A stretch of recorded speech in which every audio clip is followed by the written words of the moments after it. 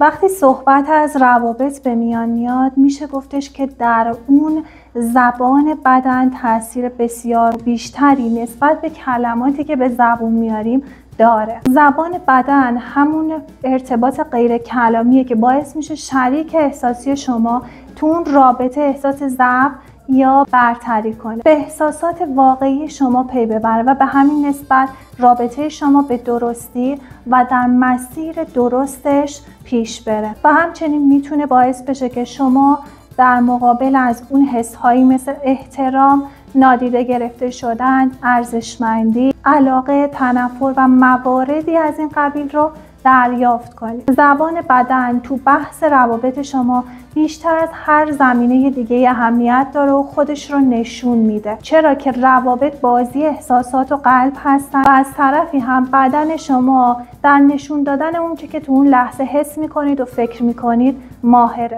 اما توجه داشته باشید، ممکنه به دختر یا پسری که به اون علاقه دارید بگید که عاشقش هستید و واقعیت هم همین باشه، اما در اون لحظه که این کلمات رو به زبون میارید، لحن حرف زدن، حالات چهره و حتی نحوه تکون دادن دست هاتون طوری باشه که این فرد از بدن و فیزیک شما این پیام رو بگیره، این حس رو بگیره که شما در حال گفتن حقیقت نیستید و این موضوع روابط شما رو به سمت نادرستی سوق میده. اگر میخواید بدونید که طرف مقابلتون در جمع به شما توجه میکنه، باید به زبان بدن اون توجه کنید. برای مثال ممکنه که شریک احساسیتون یا فرد مورد علاقتون توی جمع لطیفه‌ای رو تعریف کنه. بعد از تعریف لطیفه اگر منتظر واکنش شما بود، بدونید که اون لطیفه رو برای جلب توجه شما تعریف کرد و شما براش فرد مهم و با اهمیت هستید. همونطور که اشاره شد، زبان بدن میتونه گویای خیلی چیزها باشه.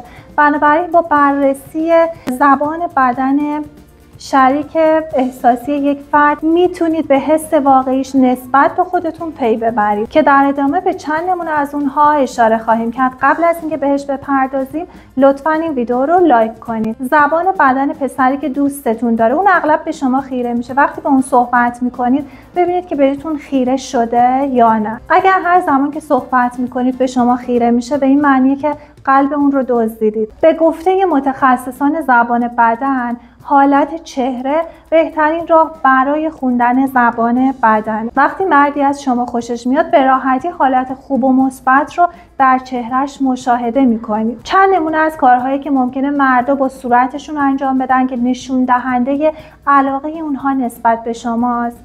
یکی این که گوشهاش رو میماله، چونش رو میماله، دست زدن به گوشهاش، موهاش رو درست میکنه، با پشت انگشتاش گونه‌اش رو نوازنه، دستش رو دور فکش حلقه میکنه، سوراخ‌های بینیش رو باز میکنه. شاید عجیب باشه، اما یکی از نشونه‌های زبان بدن مردان در مواجهه با زنی که دوستش دارن و بهش علاقه دارن اینه که سوراخ‌های بینیشون گشاد میشه. وقتی مردها با یک زن خیلی خوشحال هستن، نه تنها لب‌هاشون میخنده، بلکه سوراخ‌های بینیشون هم مدام انبساط پیدا میکنه. صورتش رو لمس میکنه. وقتی مردی مدام صورتش رو لمس میکنه، نشون میده که به شما علاقه داره. بسیاری از مردها مدام صورتشون رو لمس میکنن تا ابروها و سیبیل خودشون رو مرتب کنن. شاید هم این کار به خاطر غلبه بر گرما و استرسیه که وقتی در کنار شما هستن تجربه میکنن. با چیزهایی که تو اطرافش بازی میکنه. بازی با چیزهای اطراف یکی از نشونه‌های زبان بدن مردانه. اگر وقتی که نزدیک هستید شروع به بازی کردن با کلید و شیشه و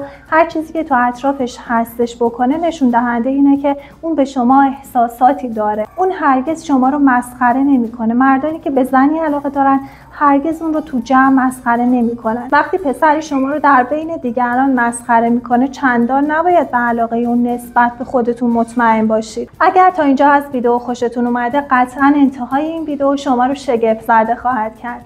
پس تا انتهای این ویدیو رو ببینید. زبان بدن دختری که دوستتون داره ممکنه نگاهش رو مخفی کنه. بسیاری از دختران زمانی که به یک مرد علاقه‌مندن، به راحتی میتونن نگاهشون رو از اون مخفی کنن. البته منظور ما دخترانی نیستن که هرگز به شما نگاه نمیکنن، بلکه دخترانی که هر از چندگاهی چند تا نگاه کوچیک و پرمعنا به شما میکنن و بعد فوراً اون رو میدزدن. از روی شونه نگاه میکنن. زنی که به شما تعلق خاطر داشته باشه، در حالتی که بخواد به شما نگاه کنه، وقتی که شما پشت سرش هستید، کمی شونه‌اش رو بالا میاره میاره و با نیمرخ صورتش به عقب برگشته و به شما نگاه میکنه. این یکی از نشونه های زبان بدنه که یعنی اون از شما خوشش اومده. اون با موهاش بازی میکنه. وقتی زنی در هنگام گفتگو مرتبا با موهاش بازی میکنه و یا موهاش رو دور انگشتش حلقه میکنه، در واقع اون در حال تلاشه تا به شما نشون بده که جذب شما شده. از خجالت سرخ و سفید میشه. وقتی دختری در مقابل شما به راحتی خجالت میکشه، این کارش یک واکنش خیلی ساده برای بیان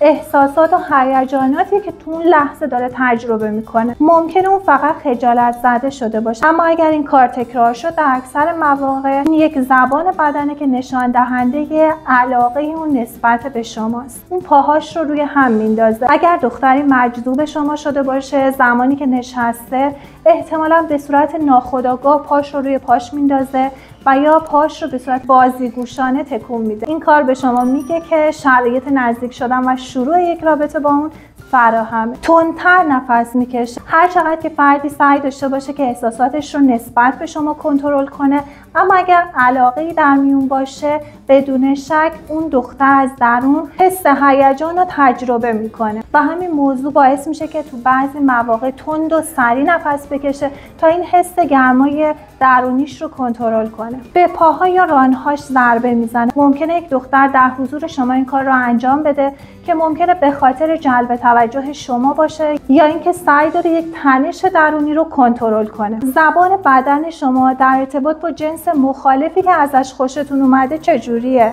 توی کامنت بنویسید. در این ویدیو به شرح کامل زبان بدن در روابط و نشونه های اون در دختر و پسر اشاره کردیم. شما هم میتونید با به خاطر سپردن و بررسی این موارد در شریک احساسیتون یا کسی که بهش علاقه دارید و میخواید از علاقهش نسبت به خودتون مطلع بشید استفاده کنید.